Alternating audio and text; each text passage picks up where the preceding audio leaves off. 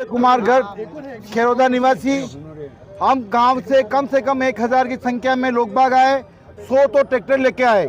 हमारी सबसे बड़ी मांग है कि हमने 2003 में खेरोदा ग्राम का तालाब को आरक्षित करके जो विदेशी से पंछी आते हैं वहाँ प्रजनन के लिए, वो वहाँ पे 6 महीने रहते हैं। उनको हम सब हमारे बच्चों की तरह पालन पोषण करते हैं एवं पूरी सुरक्षा मुहैया करते हैं। लेकिन न जाने प्रशासन को एवं कलेक्टर साहब को चेताना चाहता हूं कि आप द्वारा हमारे गांव में पहले से ही रामसर साइट घोषित है, उस साइट को नजरअंदाज करते हुए 192 देशों ने रामसर, खेरादोदा और मेनार साइट घोषित की गई है।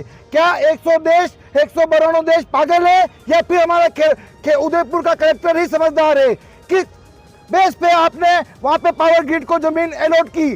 जमीन तो अलॉट की, लेकिन क्यों तथ्य छुपाए गए? 1.5 किलोमीटर हमारी सड़क है, प्रधानमंत्री सड़क योजना, उसको आपने नहीं दर्शाया गया रिपोर्ट में। 4 शमशान नहीं दर्शाया गया। राजपूत समाज का बड़ा तालाब है, वो नहीं दर्शाया गया। गौशाला नहीं दर्शाई गई।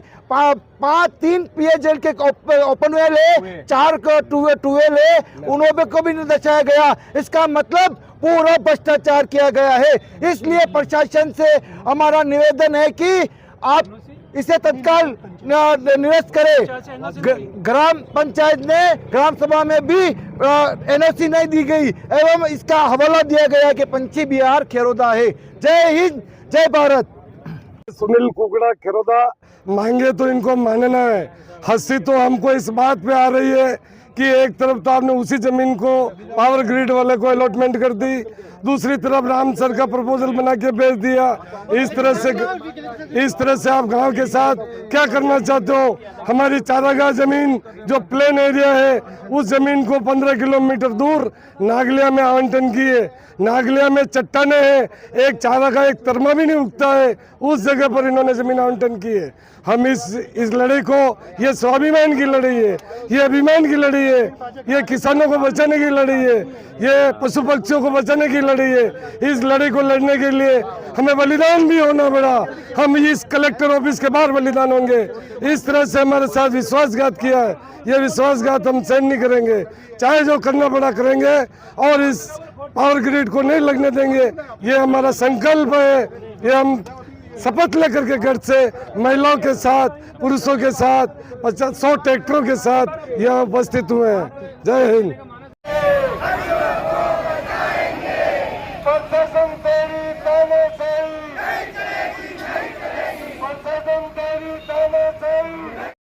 दक्षिणी राजस्थान से जनजाति क्षेत्र में शिक्षा की अलख जगाने एवं ग्रामीण विकास में समर्पित राजस्थान सरकार द्वारा सम्मानित श्रेष्ठ संस्थान राजस्थान बाल कल्याण समिति 1981 से जनजातीय क्षेत्र में प्राइमरी से लेकर पोस्ट ग्रेजुएट तक शिक्षा उपलब्ध करवा रही है। संस्था वर्तमान में 11 महाविद्यालय, 7 विद्यालय तथा 400 गांव में ग्रामीण विकास के विभिन्न प्रोजेक्ट संचालित कर रही है।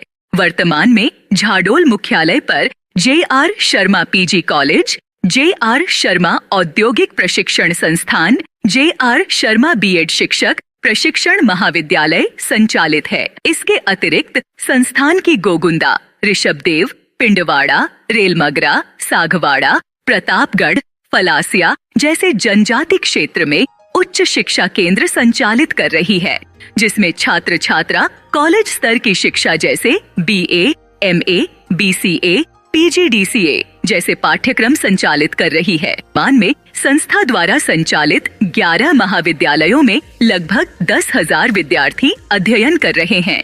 वही 10वीं एवं 12वीं फेल विद्यार्थी ITI में इलेक्ट्रॉनिक डीजल मैकेनिक तथा वायरमैन जैसे रोजगार कोर्स कर स्वरोजगार प्राप्त कर सकते हैं। इसलिए संस्थान में आज ही प्रवेश लेकर अपना उज्जवल भविष्य सुनिश्चित करें।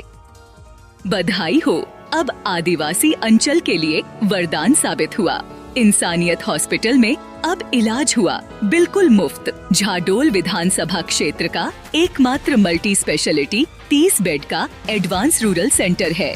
जहां सरकार की आयुष्मान योजना के तहत अब अस्पताल में सभी बीमारियों का निशुल्क उपचार, सभी प्रकार की निशुल्क जांचें, जनरल मेडिसिन, ऑर्थोपेडिक एवं यूरोलॉजी के ऑपरेशन बिल्कुल मुफ्त हो रहे हैं। साथ ही हॉस्पिटल में एडवांस लेवल की सोनोग्राफी सुविधा, आपातकालीन स्थिति में वेंटिलेटर मशीन सहित ऑक्सीजन सुविधा उपलब्ध है। वही इंसानियत हॉस्पिटल में ऑपरेशन थिएटर की हाईटेक मशीन जो रियल टाइम एक्सरा भी लेती है। इस मशीन से हर महीने लगभग 100 से अधिक ऑपरेशन बिना चीर फाड़ के किए जाते हैं। तो आज ही पहुँचे इंसानियत हॉस्पिटल और पाए बेहतर उपचार। हमारा पता है फलासिया जिला उदयपुर, नेशनल हाईवे 58, ई बाईपास नायरा पेट्रोल पंप के पास। किसी भी जानकारी हेतु आज ही संपर्क करें 8955 780 248।